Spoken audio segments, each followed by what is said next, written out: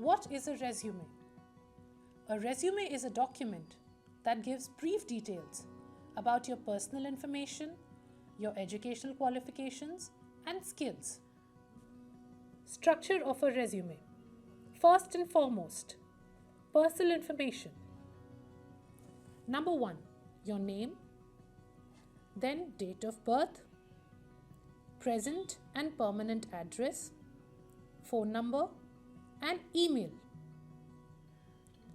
The objective. Your resume should clearly convey why you are a perfect candidate for the job. This would show that you are clear about your career. Work experience. If you have worked in any other job, in any other field, and if you think this experience can add positive notes to your job application, write it down. Educational qualifications. Like work experience, in this section also, start with the most recent qualification or your most recent educational achievement going backwards. For instance, if you are a recent graduate, your education is likely to be your most significant achievement. If you have achieved good marks, put them down in your resume. Skills. In this section, mention any other skills if you have.